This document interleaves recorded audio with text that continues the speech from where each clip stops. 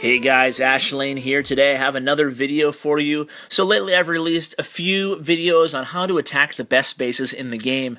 Today I want to do a little variation on that again, where I show you one of the most popular bases in the game and how to attack it, how to defeat it with a ground attack this time. So this is the base. Now, in the last two wars that Red Elite has had, we've come across this base, the same exact base, about 20 times. No word of a lie. So this is probably the most popular Town Hall 10 base in the game. Even in the war before these two wars, we saw it 3 or 4 times. So I figured it would be a great idea to bring you guys a video on exactly how to attack this base. It's a very tough base to attack from the ground because there's a lot of wildcard factors as far as lures and as far as clan castle, and as far as obviously the jump spell leading into the center unit there to take down that Town Hall 10. So let's go ahead and look to see what the best angle to attacking this base would be. If you guys have a look, where do you think you'd go in from? If you said the west, you would be correct, at least in my mind. So the reason you don't want to go in from the north, south, or east is mainly because of the huge concentration of firepower in the center unit there, in the terms of the clan castle, the inferno towers, and the expos, as well as the heroes and Teslas, and they have some skelly traps thrown in there to boot.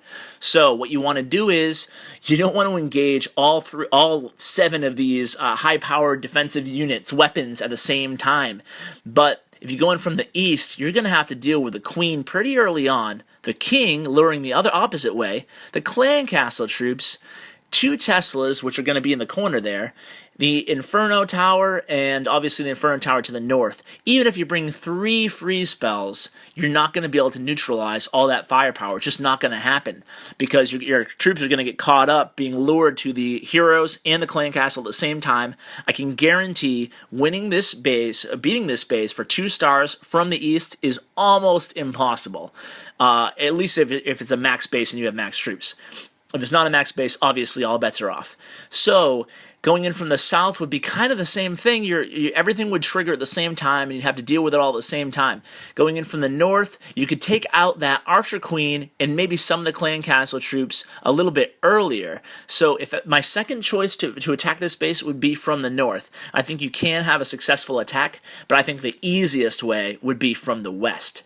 So why from the west? Because you can engage that clan castle all by itself. Even if you lure or not lure, I'm going to bring you 2 variations. You can still engage it, and you can beat that clan castle before you have to deal with any other of the defensive units in the base. Also, you can engage that queen by freezing her and the Expo and the Inferno Tower after you've killed the clan castle troops, all with 1 freeze. So you can actually freeze the Teslas, the Queen, and the Inferno, whereas if you attack from this side, the Queen might not be freezable with that southern Inferno Tower, depending on where she engages your troops. And obviously you have to deal with the clan castle troops as well, so there's a lot more factors in that way. So let's go ahead without further ado and show you how I beat it. By this time, I'm sure you've found that I have a GoWiWi army, and you've seen my troop selection. I have 2 rage, 1 jump, 2 free spells. I'm bringing 13 wall breakers and 13 wizards. I also have a 2-2-3 in my clan castle. Now, why am I bringing 13 wall breakers when I only have to bust through this 1 wall? Well, I want to save some wall breakers to either bust through over here or over here, depending on which way my golems end up migrating, because I'm going to save some wall breakers, sit on a few wizards, and I'm going to basically bring in some reinforcements to help get that percentage from either of these wall directions. So let's go ahead and start. Now, I didn't lure in my attacks. I went ahead and just snuck a golem in there by himself, along with some wall breakers. And as soon as he triggers those clan castle troops, I start dropping my witches so they can start summoning all those skeletons. Obviously, skeletons are one of the best units to use to get rid of an opposing clan castle troop. And then I drop all my wizards. I'm sitting back on 5, but I want to be very cautious that I drop this jump spell. I'm sorry, that I drop this rage spell as early as possible in the raid. Let me pause for a second as I go over this spell placement here. Why did I drop the rage spell so early on? Well, I was very scared of having giant bombs. I'll go ahead and show you where they would be right here. I know there's 2 giant bombs in this space, and they've got to be right over here and right over here in this key areas. So I was scared of having that huge clump of DPS all taken out by one bomb. It would have ruined the raid for sure. So that's why I dropped the rage early, because I wanted to give I didn't want them to run way ahead of the golems, going 4 times speed, getting soaked up by those rage spells.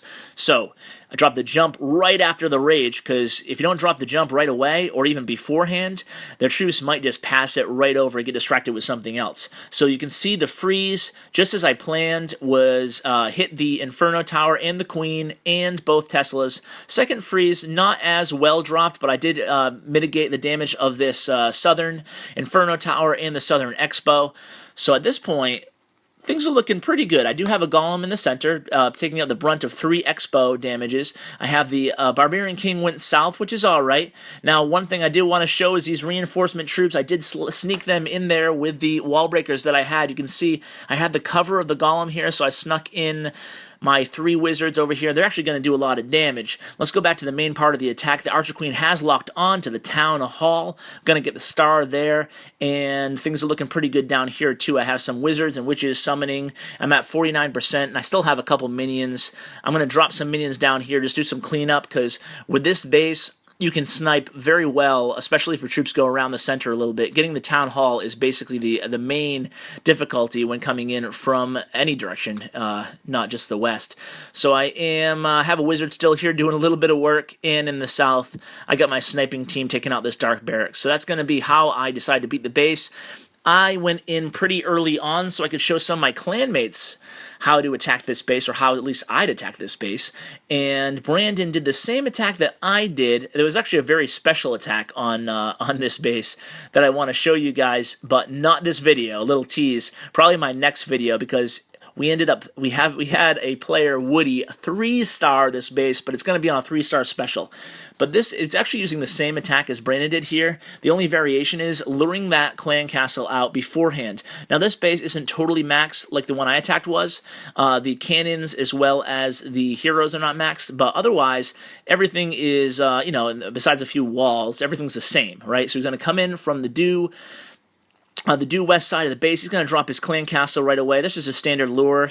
Clan castle taking out clan castle. I'm going to go ahead and 4-speed through that. You don't need to see the exact lure, but you will see that he only brings 4 wall breakers. Now the reason he only brings 4 wall breakers is because he took out that mortar that was right over here, because he didn't have to worry about the splash damage hitting the wall breakers, and he's not going to use a flank attack with the wall breakers and the wizards like I did. So he comes in here. Now look at this giant bomb. It's going to trigger right there, and look, it doesn't take out any of his units because they're still hanging out back here, and he drops that freeze right about now. He drops the rage spell right about now, and things are looking pretty good for Brandon.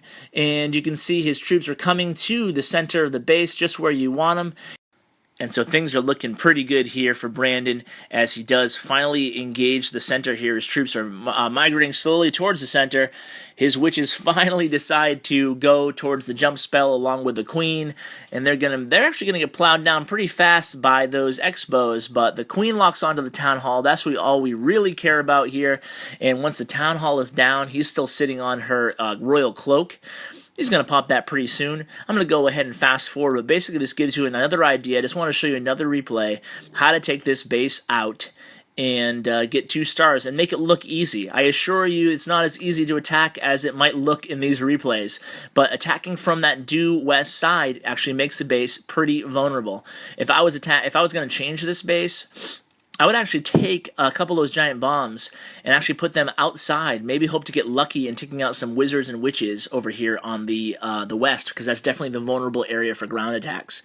So anyway, guys, hope you enjoyed the video. Hope you enjoyed this series. If you guys enjoy me telling you how to attack some of the most popular bases in the game, let me know. I'll keep doing it. It seems like the first one went over pretty well, and you guys had some success with it. So, guys, thanks for tuning in. Please like, share, subscribe, and stay tuned for daily content. Take care.